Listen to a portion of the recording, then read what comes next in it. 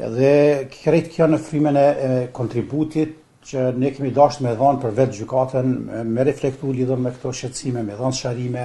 edhe me bind publikun dhe qytetarët e Republikës Kosovës se ata janë të zhvilluar një proces të drejtë. Dhe menaj që raporti dhe gjeturat e raportit konfirmojnë krejt shqetësimet që unë i kam ngritë edhe në takime drejt për drejta me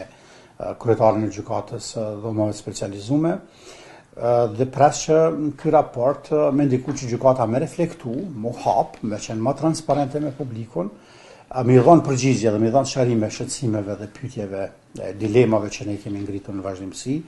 Në të kundërtën, nëse kjo nuk ndodh, unë konsideroj që procesi do të manifestohet me shumë probleme dhe me një dozë shumë të lartë të mosbesimit publik, gjë që e bën gjykatën të mos jetë mbrana standardeve për në të cilat funksionojnë gjykatat në një sistem demokratik. Unë besoj që gjykata nuk ka mision vetëm me vendos drejtësinë, po ka dhe misionin me vendos besimin të publiku për atë drejtësi për cilën vendos. Dhe në mungesë të njerëz nga këto dy segmente, besoj që kjo pastaj është në dëm të interesit të krejt qytetarëve për drejtësi. Unë nuk e kuptoj, fakt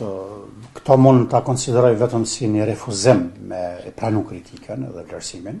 ose më mirë me thonë një refuzim me qenë transparent, refuzim edhe me qenë llogaridhënës. Jo vetëm sot, por në dhjetor vitit që shkoj, kam dërguar letër kryetares së gjykatës, në cilën unë kam shpreh krejt shqetësimet e mia pas takimeve që kam pas në Hag, vizitave që ju kam bënë të akuzuarve në qendrën e paraburgimit, një takim me ekipin mbrojtës dhe një takim me gjykatën, kam konsideruar që është shumë e domosdoshme me ngrit disa çështje, të cilat lidhen drejt për drejt me standardet e kësaj gjykate. Dhe nëse kjo gjykat po i plotëson standardet që drejtësia e Kosovës i ka vendosur. Nuk kam marrë përgjigje. Në vend të saj kam pa një Twitter, një publikim në rrjetet sociale të vetë gjykatës, ku ata vetëm fragmentarisht japin përgjigje se përket provave të siguruar nga Serbia, por që nuk japin në esencë përmbajtësisht përgjigje në këtë dilema që janë ngritur.